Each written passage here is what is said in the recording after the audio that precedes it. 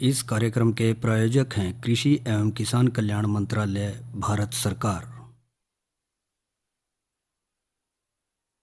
हर जोखिम से निकल कर फसल आए, सुरक्षित हो जाए। फसल बीमा से हर किसान अब आत्मनिर्भर हो जाए। संकट के समय प्रधानमंत्री फसल बीमा योजना किसानों के लिए वरदान है। अब सूखा पड़े या बाढ़ आ जाए कोई डर नहीं। अब ओले पड़े या कीट पतंगे फसल खा जाए कोई फिक्र नहीं, क्योंकि हमने लिया है प्रधानमंत्री फसल बीमा। बुआई से फसल कटाई तक हर जोखिम का दावा, न्यूनतम प्रीमियम पर अधिकतम भुगतान का वादा। योजना से हर साल जुड़ रहे हैं 5 करोड़ से ज्यादा किसान। अब आपकी है बारी। नजदीकी कृषि कार्यालय, सहकारी समिति, बैंक शाखा, अधिकृत बीमा कंपनी या जन सेवा केंद्र में स्वेच्छा से करा सकते हैं पंजीकरण। फसल बीमा पोर्टल या फसल बीमा ऐप द्वारा भी कराया जा सकता है पंजीकरण। प्रधानमंत्री फसल बीमा योजना, आपकी फसलों का संपूर्ण सुरक्षा कवच। कृषि एवं किसान कल्याण मंत्रालय, भारत सरकार। किसानवाणी कार्यक्रम सुनने वाले सारे बहन भाइयों ने वीरेंद्र भाई की राम राम। किसान भाइयों, आज हम सुनाएंगे एक फ़ोन पर रिकॉर्ड करी गई बातचीत, धान की स्वस्थ पौध तैयार करने में सावधानियां, डॉक्टर राम सिंह से, पूर्व क्षेत्रीय निदेशक धान अनुसंधान केंद्र कौड़। तो आओ सुनाए यह बातचीत। आज हमारी बातचीत का विषय रहेगा धान की स्वस्थ पौध तैयार करने में सावधानियां। इस बारे में हमें फोन पर जानकारी दे रहे हैं डॉक्टर राम सिंह जी, पूर्व क्षेत्रीय निदेशक धान अनुसंधान केंद्र कौड़। डॉक्टर साहब, आपका हमारे कार्यक्रम में स्वागत है। धन्यवाद। डॉक्टर साहब, जैसा आप जानते हैं कि इन दिनों हमारे किसान भाई खरीफ मौसम में बोई जाने वाली फसलें जो है उनकी तैयारी में लगे हुए हैं, और इनमें धान जो है एक बहुत अहम फसल है।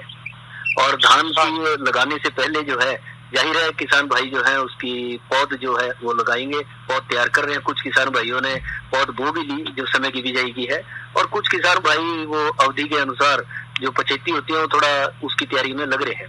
तो ऐसे में धान की अच्छी बढ़िया स्वस्थ पौध तैयार करने में किसान भाइयों को किन किन बातों का ध्यान रखना चाहिए या कौन कौन सी सावधानियां बरतनी चाहिए?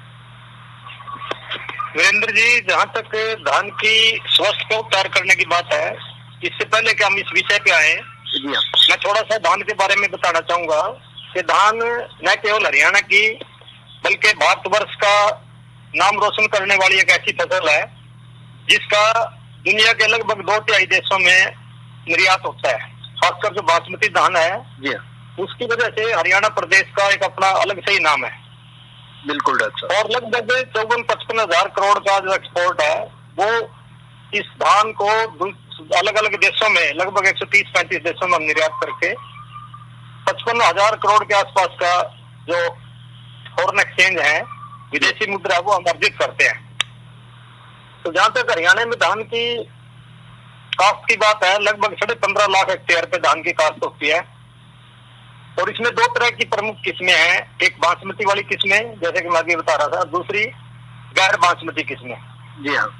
अब जो बासमती है उसमें जो मेन किस्म है वो भी 2 तरह की है, एक लंबी बासमती और एक बीच की बासमती। ना वो बोनी में आती ना वो लंबी किस्मों में आती, दरमियानी मतलब किस्में हैं वो।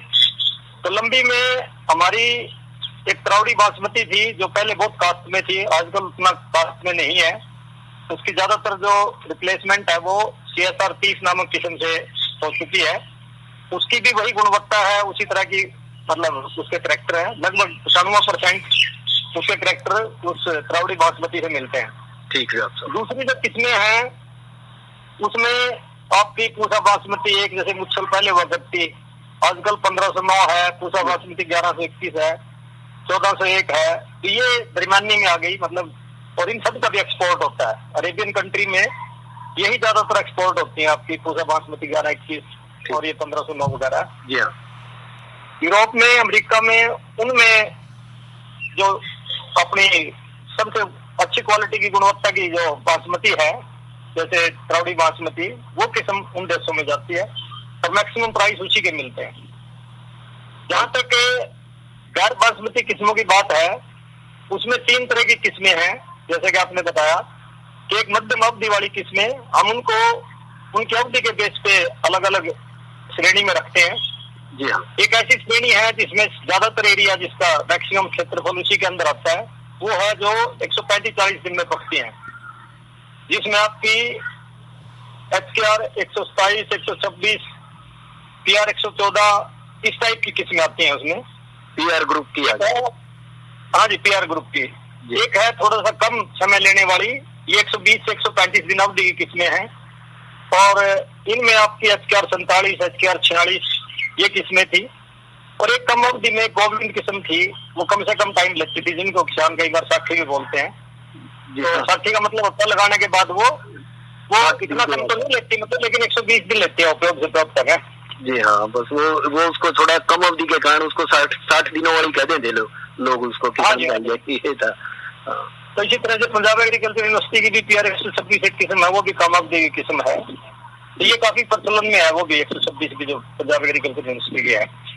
जी हाँ, तो ये थोड़ा सा किस्म की बात थी। बहुत अच्छा आपने किस्मों का जिक्र किया डॉक्टर साहब, जो समय की बिजाई की हैं, मध्यम अवधि की हैं, या फिर थोड़ा पछेती किस्मों की हैं, उसके अनुसार किसान इनको लगा रहे हैं। तो डॉक्टर साहब जानना चाहेंगे कि तो इसकी शुरुआत कहाँ से करें जब एक पौध तैयार करने जा रहा है किसान भाई? जैसे कि बीज को भिगोकर बोते हैं, सीधा बोए, कैसे करें इसको? हाँ जी, उससे पहले ये जानना जरूरी है कि कौन सी किस्म की जो अवधि है वो किस अवधि में उसकी प्योद मतलब बो देनी चाहिए, किस टाइम से किस टाइम तक उसकी प्योद बो देनी चाहिए। जी हाँ जी। जहाँ तक PR किस्मों की बात है, जैसे इसमें भी मैं अलग अलग 3 किस्म कर रहा था। जो सबसे कम अवधि की किस्म है जैसे गोविंद वगैरह, उनकी प्योद आप 15 मई से 30 जून तक कभी भी बो सकते हो, क्योंकि अगर वो 75 लगा ले तो कम अवधि की वजह से फिर भी कट जाएंगे, उनके अधीन ज्यादा क्षेत्रफल नहीं है। जी हाँ। जो ज्यादातर PR किस्में बोई जाती है उनका सही टाइम है बोने का 15 मई से 30 मई तक का प्योद बोने का।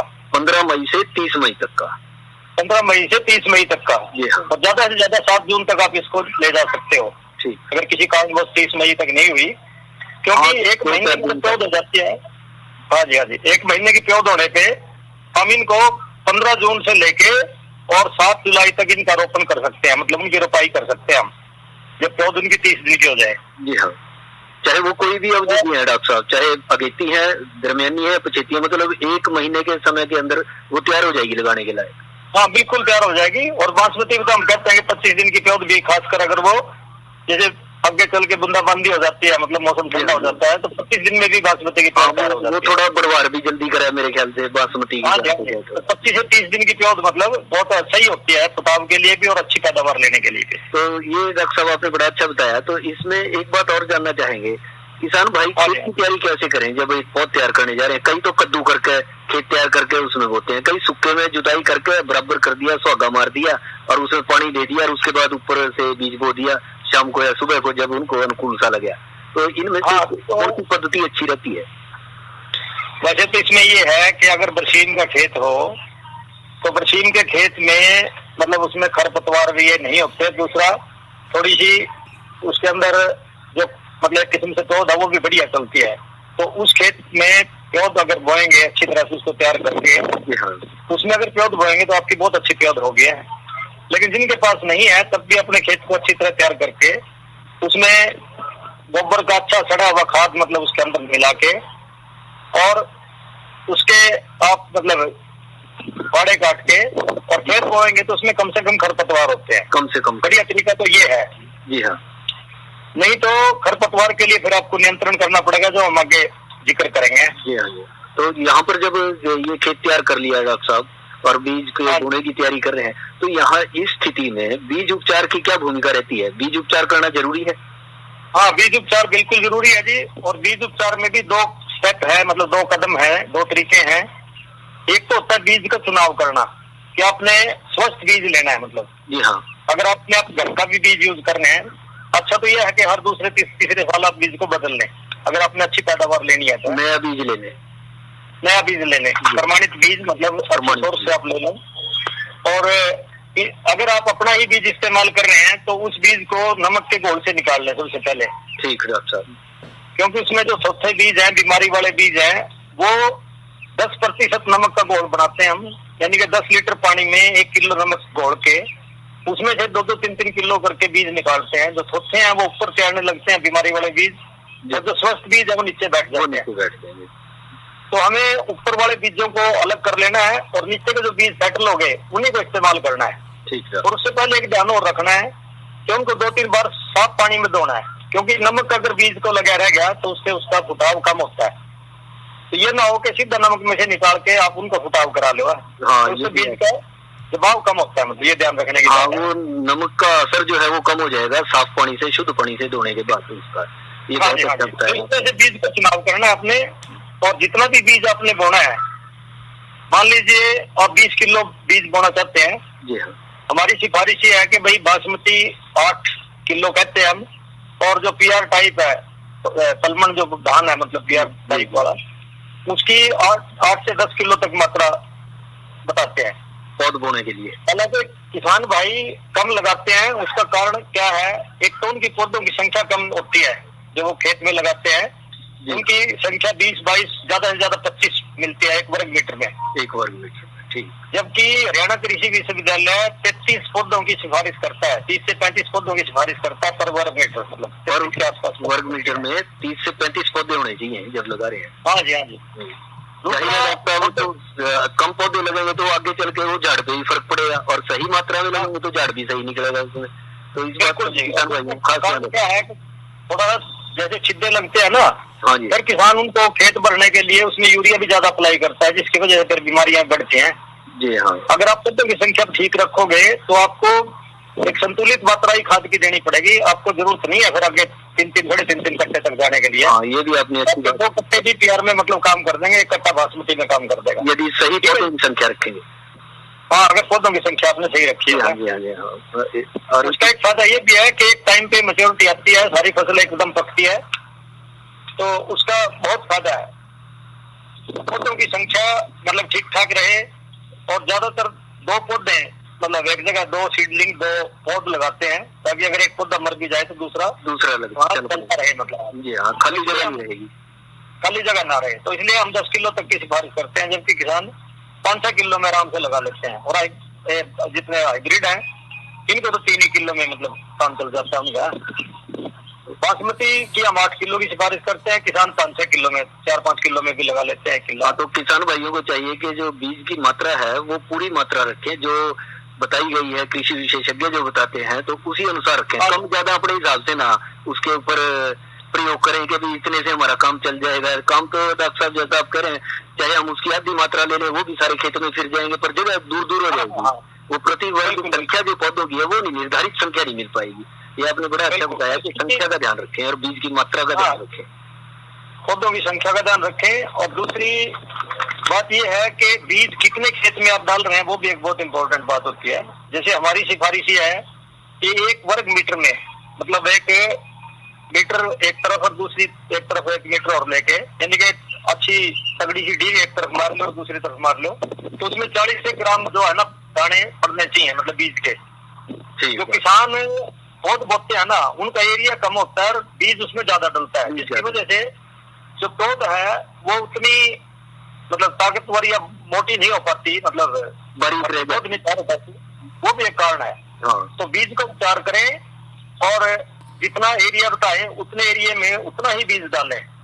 जैसे जो सिफारिश है वो ये है कि 40 से 50 ग्राम बीज 1 वर्ग मीटर में पड़ना चाहिए, यानी कि 1 किले की अगर पौध किसी ने तैयार करनी है तो 200 से 250 वर्ग मीटर क्षेत्रफल में वो इतने एरिया में मतलब बीज पड़ना चाहिए, उससे 1 किले की पौध तैयार होगी। ठीक है डॉक्टर। या यूँ कह लो कि एक डबड़ी में मोटी सी भाषा में 1000 वर्ग मीटर होता है एक डबड़ी में। हाँ, हम तो 5 किलो की पौध तैयार होती है, मतलब ठीक है जी। किसान करते हैं उससे 2-2.5 गुना, उससे 2-2.5 गुना ज्यादा कर लें। हाँ, और फिर डॉक्टर साहब मेरे ख्याल में जब ज्यादा खुली बोएंगे तो उसमें खरपतवार भी तेजी से उभर सके यदि होंगे तो, और यदि पास बोएंगे पौध को तो उसमें खरपतवार भी सीमित मात्रा में ना की संभावना बनी रहेगी। मतलब ये तरीका है जी कि भाई साइंटिफिक जो पौध तैयार करने का तरीका वो यही है, तरीका है आपको। हाँ जी, हाँ जी भाई, एरिया का भी ध्यान रखना है कितने एरिया में हमने पौध बोनी है। यानी 1 किले में अगर पौध है तो उससे ये माना जाता है कि आपके 25 एकड़ तक लग जाएंगे, मतलब 1 किले की पौध है। जबकि अगर आप किसान से बात करो तो हो सकता है 40-50 किलो तक की बात करेंगे। हाँ, बिल्कुल सही कह रहे हैं डॉक्टर साहब, बिल्कुल जी बिल्कुल। हाँ, ये आपने बताया डॉक्टर साहब। बीज का जो उपचार की बात आई जी, जैसे बीज का हमने चुनाव तो कर लिया नमक से, फिर बात आती है बीज के उपचार की।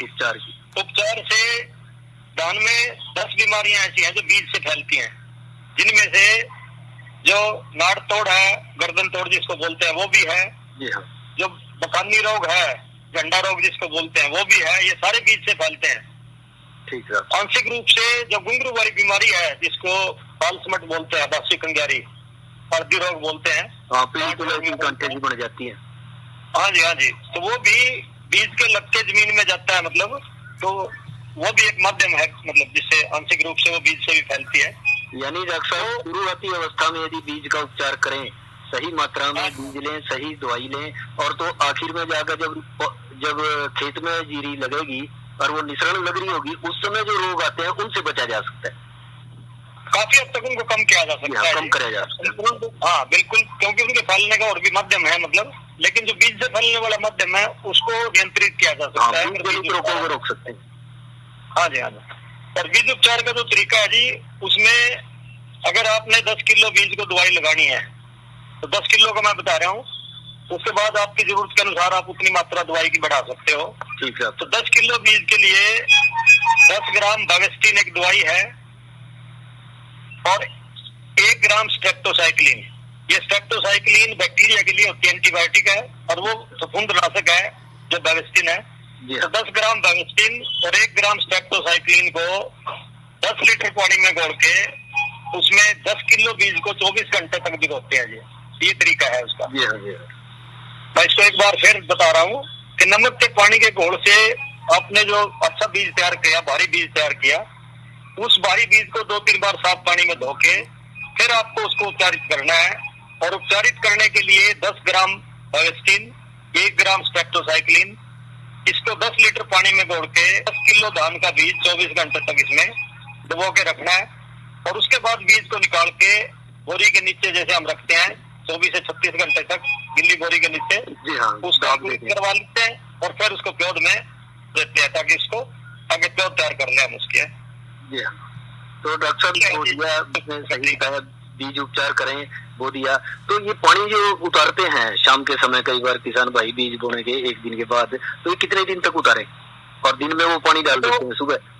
जब शुरू में पौध होती है वो बड़ी नाजुक होती है जी, कि वो थोड़ा सा भी गर्म पानी है, थोड़ा सा भी हाई टेम्परेचर को बियर नहीं कर सकती। और कई जगह तो किसान भाइयों का जहाँ पानी खारा पानी होता है वहाँ ये भी शिकायतें आती है। 3-4 दिन पहले मेरे पे फोन भी आया था कि जी हमारी प्योद सारी खत्म हो रही है, तो पूछा कि भाई पानी किस तरह का है, तो पानी ही एक समस्या थी। अच्छा। तो ये तो बड़ी नाजुक होती है जी, इसमें थोड़ा सा भी अगर हाई पीएच का पानी हो, खारा पानी हो, तो ये उसमें भी जल जाती है।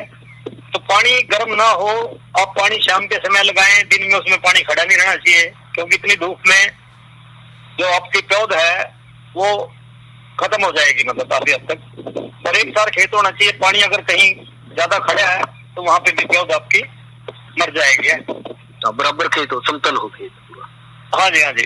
और ये जो बीमारियां मैं बता रहा था ना, खासकर ये पदगलन रोग, बकानी जो रोग है, ये बासमती धान में ज्यादा आते हैं। और बासमती का भी समय शुरू होना है, आप मान लो कि कल से ही सही टाइम है बासमती धान की इसका पौध तैयार करने का, जो कि 1 से 15 जून तक होती है। जी हाँ, बिल्कुल। तो किसान भाई इन बातों का ध्यान रख के बासमती में खासकर, क्योंकि बासमती में भी हमारे यहाँ एक बहुत अच्छा एरिया है, बहुत कई डिस्ट्रिक्ट तो जैसे पानीपत, सोनीपत, ये सारे 11-21 के हैं। इधर सिरसा की तरफ जाओ तो 1400 एकड़, ये मुच्छल, ये बहुत होती है, मतलब है। जी हाँ, अपने अपने क्षेत्र के हिसाब से जो है वो किसान भाई इसका चुनाव कर लें और वो उसको लगा रहे हैं, तो उसके अनुसार बहुत तैयार कर सकते हैं। तो डॉक्टर साहब ये जब कर लिया इतना, तो उसके साथ साथ एक बहुत बड़ा प्रश्न ये उठता है कि खरपतवार नियंत्रण कैसे करें, क्योंकि कई बार तो किसान भाई कहते हैं कि यार बहुत बढ़िया साफ थाली जैसा खेत है, जमीन कोई खरपतवार नहीं है, और कई किसान भाइयों को उसमें खरपतवार की भरमार हो जाती है। तो उसका नियंत्रण कैसे करें ऐसे में यदि कहीं खरपतवार की समस्या बढ़ रही है, और कौन कौन से खरपतवारों की संभावना ज्यादा रहे इन दिनों? तो वीरेंद्र जी, ये बहुत अच्छा प्रश्न है आपका। जैसे कुछ खरपतवार तो ऐसे होते हैं जो आपके झीरी की प्योद जैसे ही होते हैं, मतलब ठीक है जी। मिश्रित किस्म के होते हैं, वो बड़ी चौड़ी पत्ती के भी हो गए, दूसरे भी हो गए, तो अलग अलग तरह के खरपतवार होते हैं। जैसे अगर खेत में ज्यादातर जो खरपतवार है वो एक दवाई होती है 100 फीट, जिसमें प्रेटिला क्लोर प्लस सेफनर होता है। ठीक। तो इस 100 फीट दवाई से अगर आप ये 600 ग्राम 100 फीट 60 किलो रेत में मिला के 1 एकड़ अगर आपने पौध का तैयार किया हुआ तो 1 एकड़ की बता रहा हूँ मैं, कनाल में अगर डालना है तो 75 ग्राम 100 फीट डलेगी, 7.5 किलो रेत में मिला के आप थोड़ा थोड़ा जब हल्का पानी उसके अंदर होता है तो उसमें उसको बुड़क देते हैं, मतलब बिखेर देते हैं उसको, ताकि वो सब जगह अच्छी तरह पौध में फैल जाए वो दवाई है। तो 100 फीट दवाई एक बहुत प्रभावकारी दवाई है और 80 से 90% जो खरपतवार है उसका नियंत्रण कर सकती है। बाकी अगर मिश्रित किस्म के खरपतवार हैं, आपके मिले जुले खरपतवार हैं, तो उनके लिए फिर 15 दिन के बाद एक दवाई आती है नॉमिनी गोल्ड। नॉमिनी गोल्ड का वैज्ञानिक नाम भी यही रहेगा या ये व्यावसायिक नाम है इनके सबके? ना, ये जो नॉमिनी गोल्ड है ये इनके व्यावसायिक का लो जो ट्रेड नाम है वो है ये। बिस्पाइरिक सोडियम इसका कॉमन नाम है, मतलब जिस नाम जो साल्ट है इसके अंदर जो काम करता है, तो वो 10% 10 SL के नाम से आती है नॉमिनी गोल्ड। हाँ, बाजार में अलग अलग नाम से भी मिलते होंगे ये, कई नॉमिनी गोल्ड इसका काफी प्रचलित नाम है और हरियाणा कृषि विश्वविद्यालय ने इसी नाम से इसकी टेस्टिंग की थी, इसी नाम से इसकी सिफारिश की थी। ठीक है सर। तो ये 100 मिलीलीटर 200 लीटर पानी में 1 एकड़ के हिसाब से बता रहा हूँ मैं, अगर 1 एकड़ की पौध आपके पास, ठीक है, तो वो 15 दिन के बाद जब 15 दिन की पौध हो जाती है तो फिर ये करते हैं, ये दोनों तरह के खरपतवारों का नियंत्रण कर लेती है। ठीक, चौड़ी पत्ती के भी और संकरी पत्ती के भी जो भी है मिश्रित जो खरपतवार है उनका। तो 15 दिन के बाद जो है खरपतवार नियंत्रण के लिए जो है कोई भी दवाई जो आसानी से उपलब्ध है वो किसान भाई जो अपने पौध में इस्तेमाल कर सकते हैं। 15 दिन के बाद जी नॉमिनी गोल्ड करनी है, अगर वो 100 फीट कर रहे हैं तो वो 1 से 3 दिन के बाद करनी है। अच्छा, वो 1 से 3 दिन के अंदर, हाँ, अलग अलग समय के अनुसार। और इसके साथ साथ डॉक्टर साहब अब एक और बड़ा अहम प्रश्न है, बहुत से किसान भाई जो है जब पौध तैयार हो जाती है 25-30 दिन की जैसा आपने बताया और खेत में रोपाई के लिए ले जा रहे हैं, तो बहुत से किसान भाई तो जो है उसको खेत में पानी खड़ा करके फिर उसको उखाड़ते हैं और कई खेत भाई सूखी क्यारी में उखाड़े हैं उसको, बहुत तैयार होगी भाई। तो दोनों में से कौन सा तरीका बढ़िया है? देखो इस तरह है जी कि इसके ऊपर तो हमने बहुत नियंत्रण मतलब एक्सपेरिमेंट भी किए, तजर्बे भी किए। अच्छा, और मैं खुद इसी विषय का हूँ, बीमारियों वाले विषय का ही मतलब मेरा काम रहा। जी हाँ, 30-35 साल तक धान में मैं जुड़ा रहा मतलब।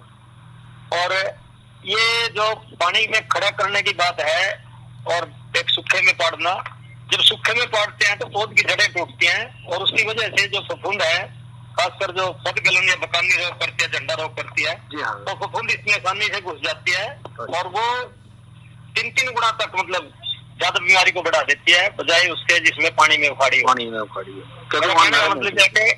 हाँ जी, तो सिर्फ पानी में उखाड़ने से ही आप 50% के आसपास नियंत्रण कर सकते हो इस बीमारी का, और इसमें लगता भी कुछ नहीं।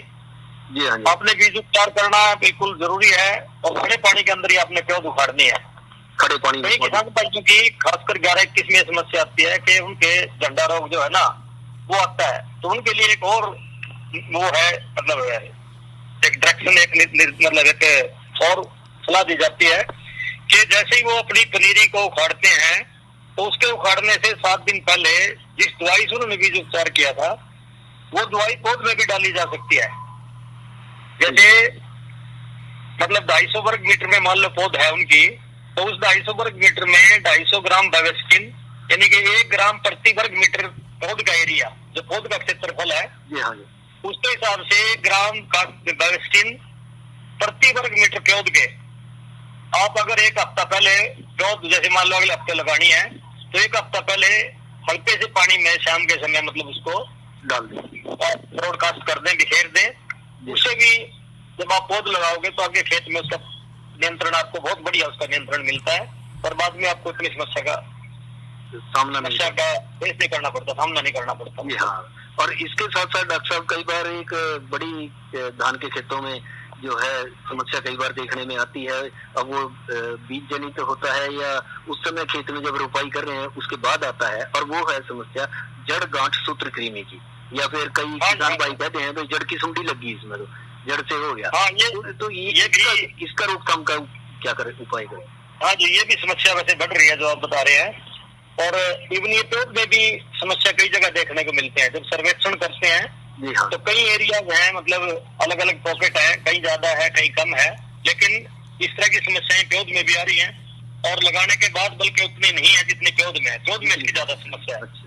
जी हाँ। तो उस जो गंठे सी बनती हैं जिसकी वजह से पौधों की बढ़वार रुक जाती है और पौधे थोड़े मतलब ऐसा हो जाता है जैसा घास सा उग रहा है, वो पौध ना होकर के घास सा बन गया हाँ जाए। जी हाँ जी।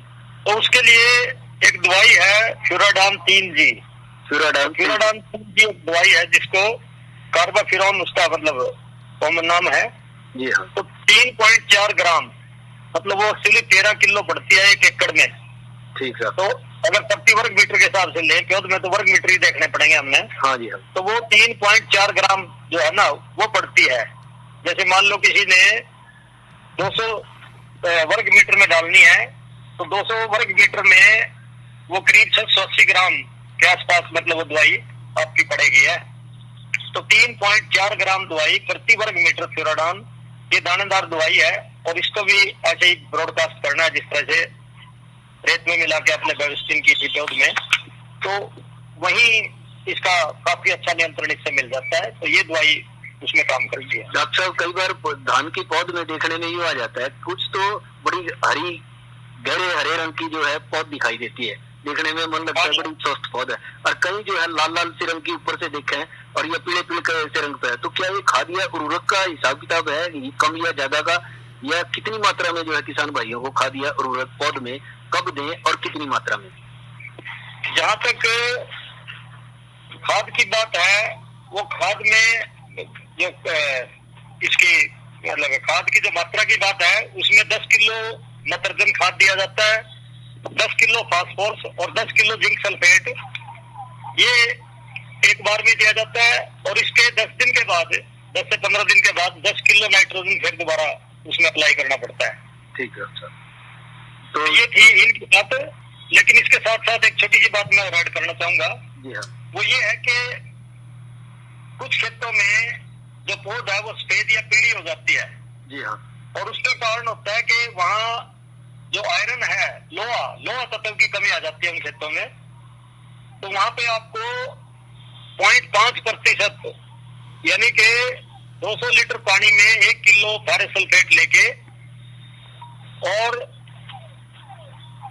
अगर आप 200 लीटर में ले रहे हैं तो 1 किलो फेरस सल्फेट और 4-5 किलो यूरिया तक उसमें मिला के 6 किलो तक भी यूज हो सकता है। 3% तक, 2.5 से 3% तक यूरिया हम डाल सकते हैं।